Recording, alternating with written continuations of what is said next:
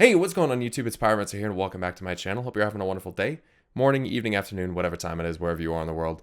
Today, I wanted to talk to you guys about Sylvanas, one of the hot topic characters of WoW at the moment. And most of the discussion about Sylvanas is moral discussion. And if what Sylvanas is doing is morally right, I think generally we could probably agree that it's not, okay? The stuff with Derek Proudmoore, kind of sketch. Burning down the world tree, I'm okay with. But probably should have let all those night elves out of the tree first.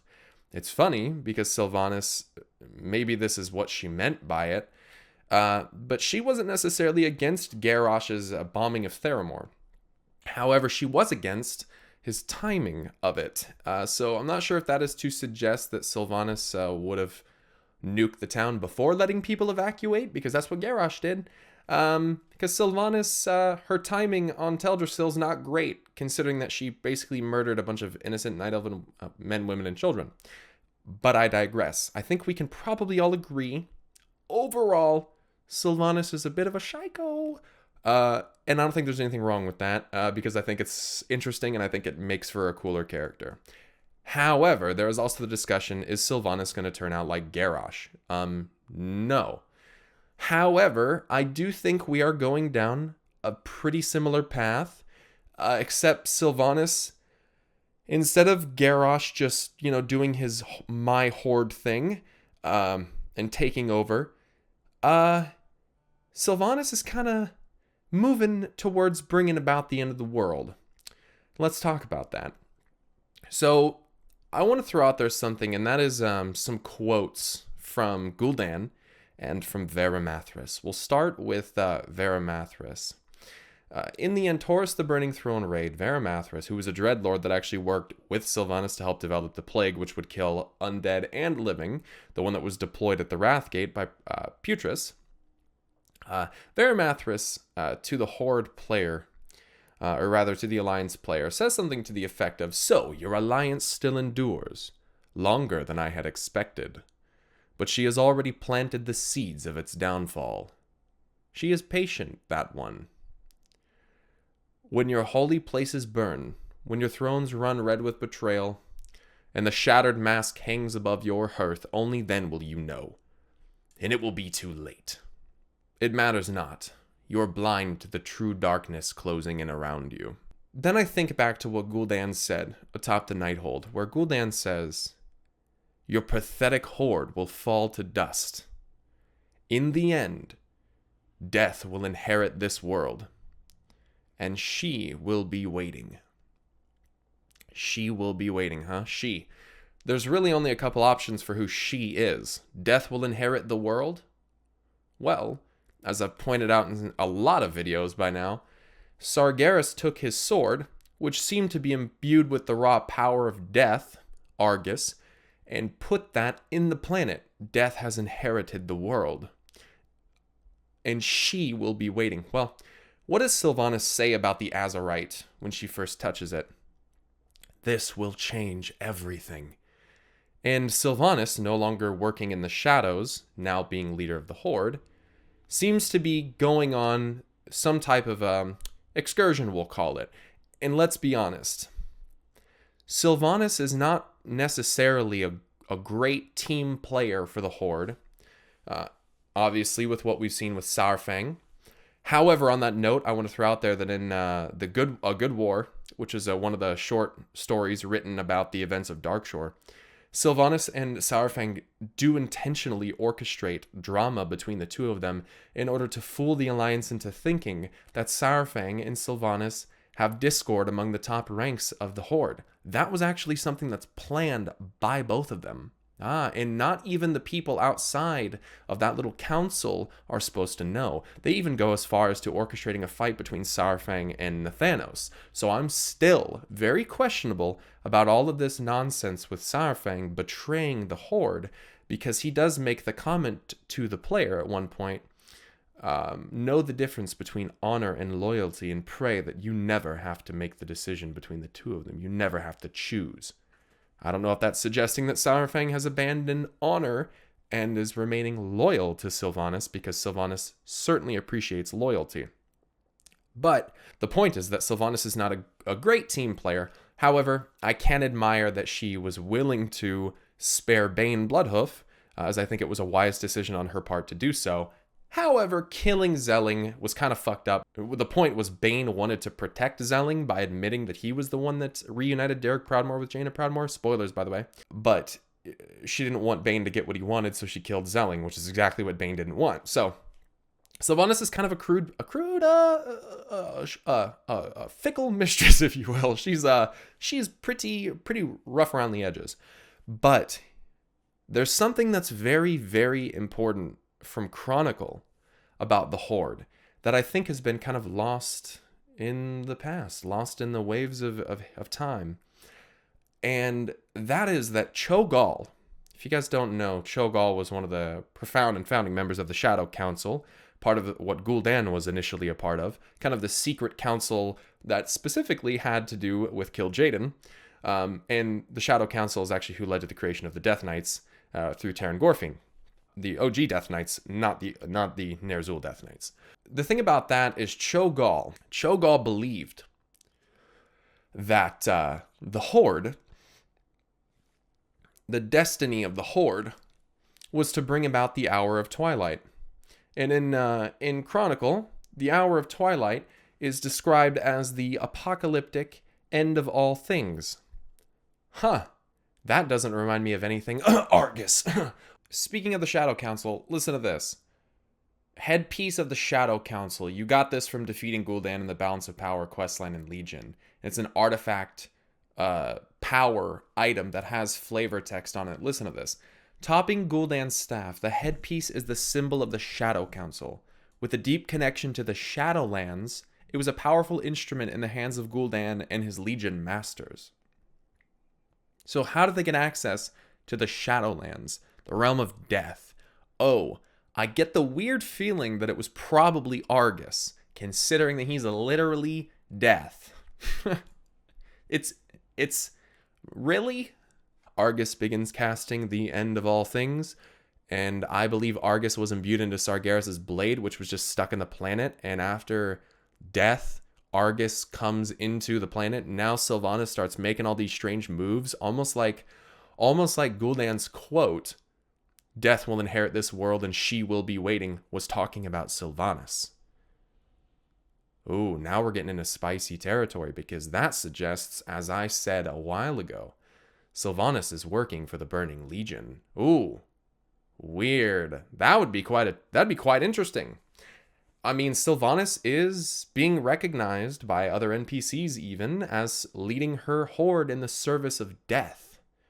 Oh, that's quite interesting. And according to the whispers that come in Illyria's head, the Void doesn't like Sylvanas and what she's doing. It's almost to suggest that death is the way that you beat the Void. I've been saying that for a long time, so that'd be weird if that turns out to be true. Here's the thing, is that I don't think that destiny for the Horde ever changed. And given what we've seen in the Datamined broadcast text and through the quest lines with Sylvanas' involvement with Xal'atath, I played a game called The Call of Cthulhu not too long ago. And in that game, you collect this special dagger.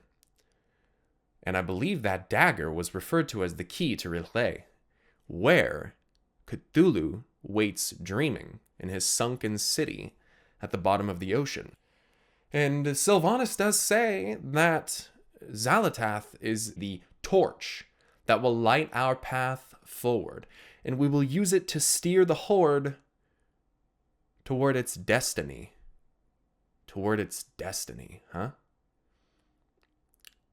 You know, we all have thought for a while now that N'Zoth was going to be the bad guy. But I don't know about that at this point. Sylvanas may not only be serving the Burning Legion, because as I've speculated many a time, and I've brought this up many a time, I think that N'Zoth is in league with the Burning Legion and with Sargeras. And I think that Deathwing is a really good tie between the two in order to come to that conclusion.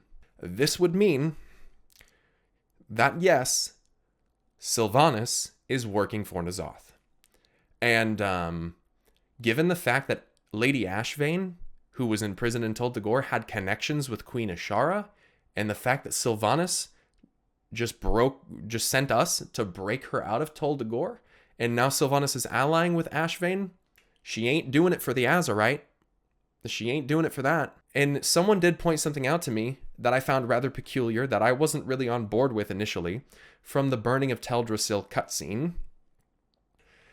And that is that when Sylvanas is looking at Dalaran Summermoon, her eyes very closely resemble the same exact imagery shown in the Queen Ashara Warbringer, where she is a silhouette in the Eye of N'Zoth, and the Eye of N'Zoth happens to look pretty much exactly like what's in Sylvanas' eyes when looking at Dalaran Summermoon. Some people have said that that is the glare of the flame from the tree, but it doesn't really look like it to me, and the glare is not dancing like flames or anything like that. It's not moving. It's like a solid kind of corona ring around her pupil, and it kind of looks like Sylvanas has N'Zoth's eyes when you're looking at it. So I don't know if that's intentional. If it's not, then that's really shocking, because it's quite a similar resemblance.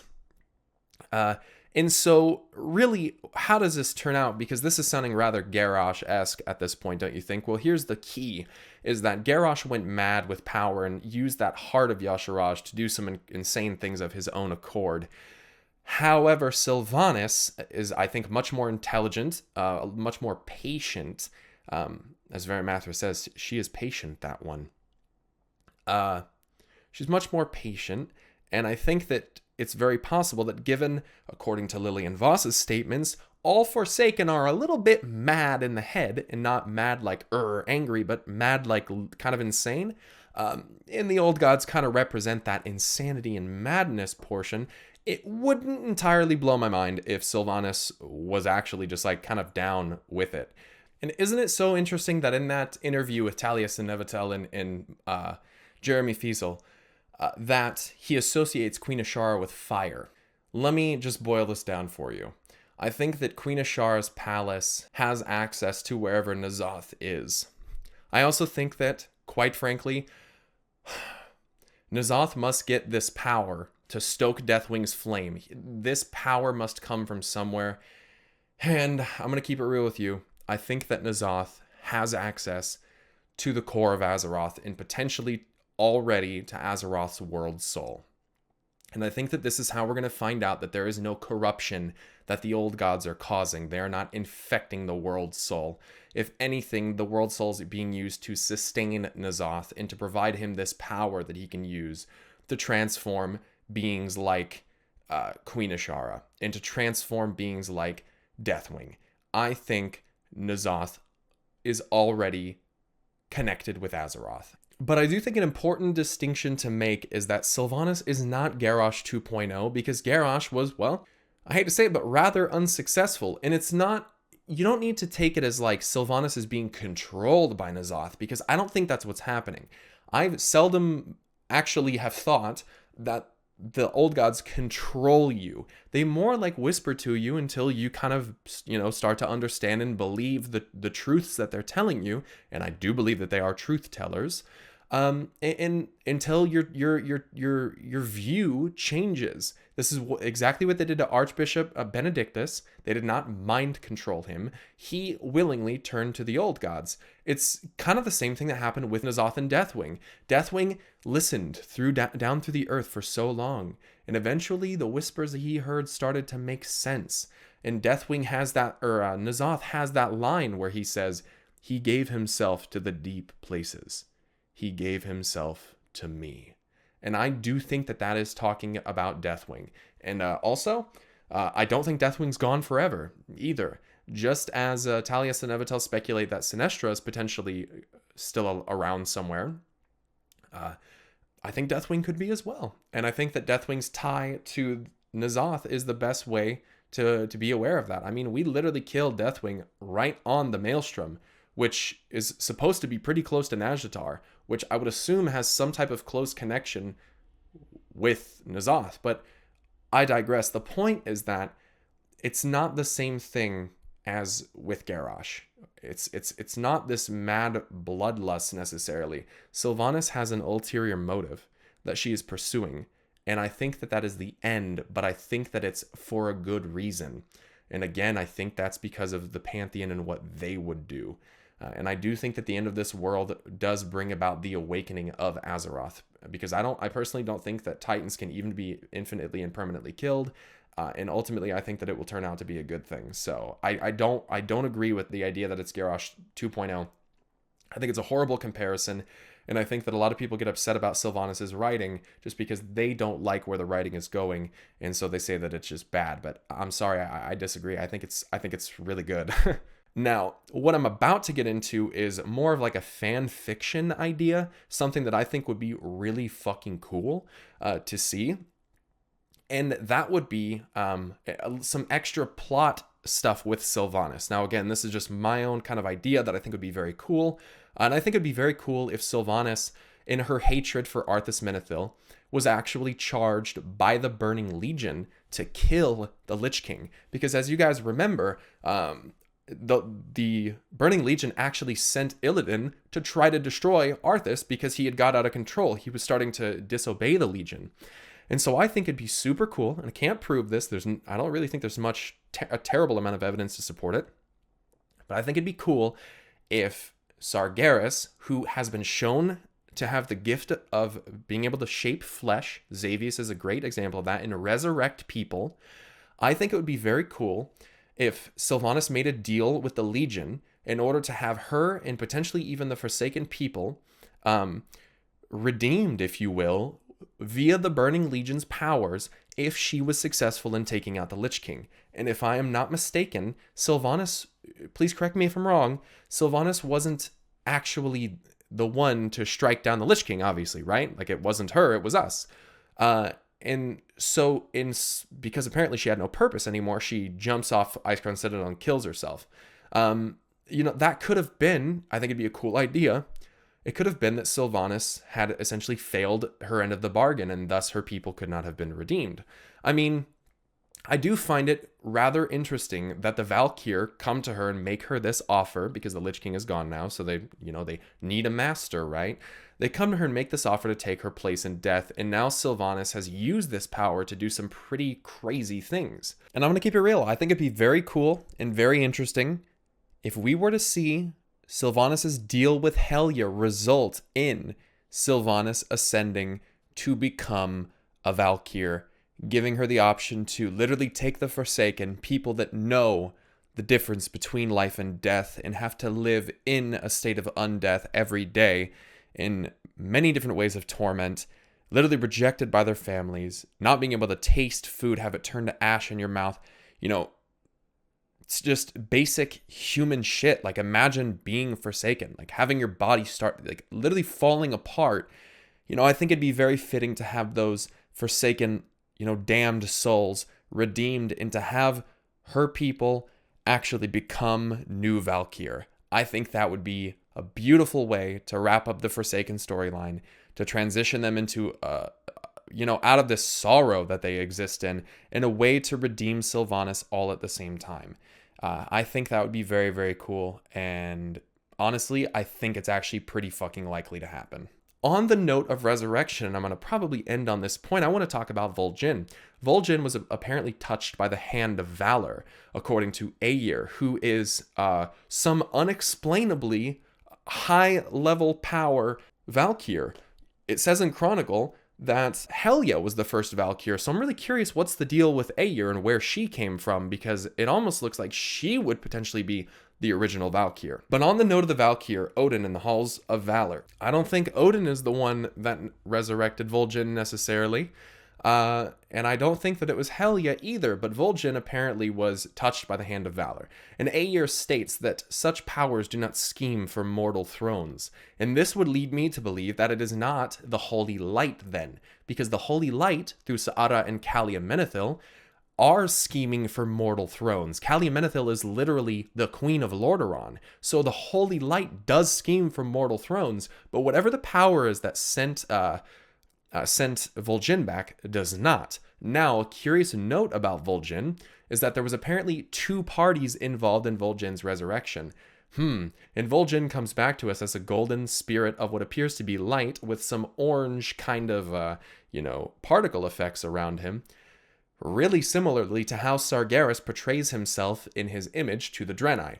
And I do think it's quite funny that we find out in Antorus that Sargeras was actually using Argus to resurrect the demons. That's how they were coming back. So we talk about being touched by the hand of valor.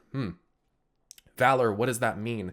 It's great bravery in the face of fear, especially in battle, great courage. And I hate to say it, but Sargeras is pretty courageous. He is incredibly valorous. He may not necessarily be the most honorable, but as Sylvanas says, honor means nothing to a corpse, Saurfang.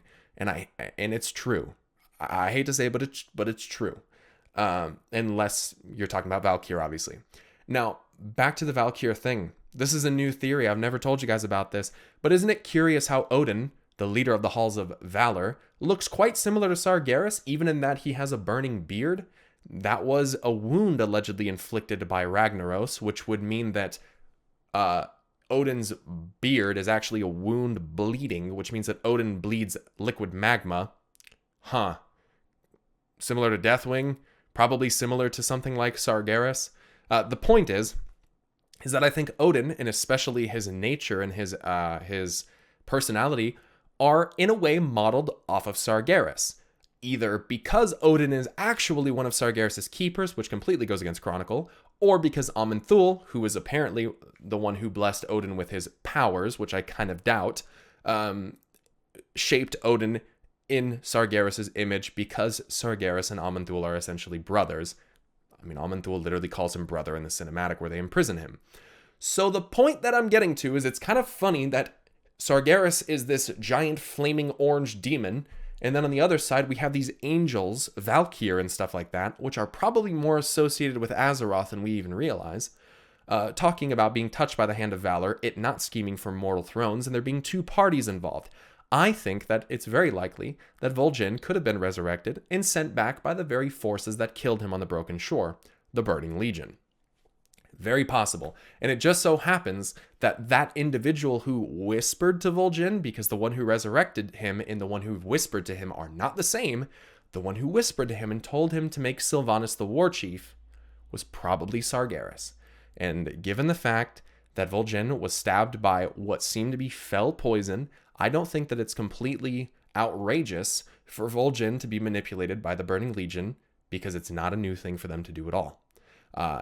And I think it's very possible, given how Vol'jin basically helped Talanji go through this course of destiny in which her father would end up being slain, and then Talanji ends up being bound to the Loa of Death, and Talanji's willing to make changes, especially with an empire that's so old.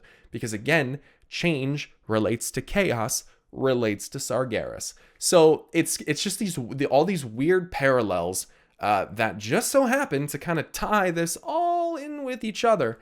And still to some people, it might seem really confusing as to how this is a good thing in the long run, because realistically, I think what Sylvanas is doing, serving N'Zoth, and by proxy serving the Burning Legion, I think that it is actually a good thing. And I don't agree with everything that Sylvanas has done, but I do think that it is the right choice, because I think that the Titan Pantheon, as I've said before, are the bad guys.